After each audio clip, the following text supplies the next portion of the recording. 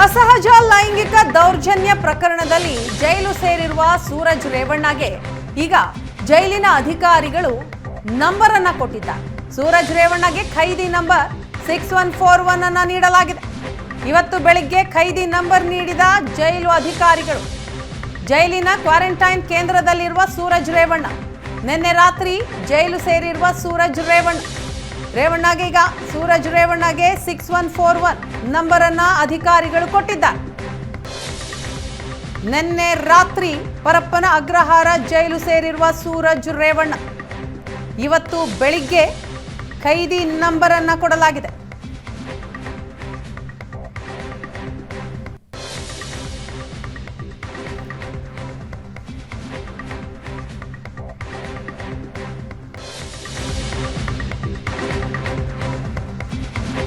ಸೂರಜ್ ರೇವಣ್ಣ ವಿರುದ್ಧ ಸಲಿಂಗಕಾಮ ಆರೋಪ ಪ್ರಕರಣ ಹೊಳೆನರಸೀಪುರ ಗ್ರಾಮಾಂತರ ಠಾಣೆಯಿಂದ ಈಗ ಸಿಐಡಿಗೆ ಕೇಸ್ ಹಸ್ತಾಂತರಗೊಂಡಿದೆ.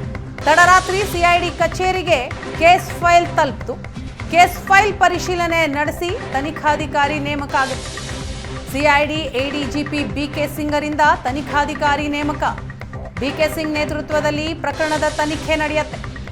ಇವತ್ತು ಸೂರಜ್ ಪ್ರಕರಣದಲ್ಲಿ ತನಿಖಾಧಿಕಾರಿ ನೇಮಕ ಆಗಿ ವಿಚಾರಣೆ ನಡೆಯುತ್ತೆ. ಮೊದಲಿಗೆ ಬಾಡಿ ವಾರೆಂಟ್ ಅನ್ನ ಪಡೆದು ಸೂರಜ್ ರೇವಣ್ಣನನ್ನ ವಶಕ್ಕೆ ಪಡೆದು ವಿಚಾರಣೆಯನ್ನ ನಡೆಸಲಾಗುತ್ತೆ.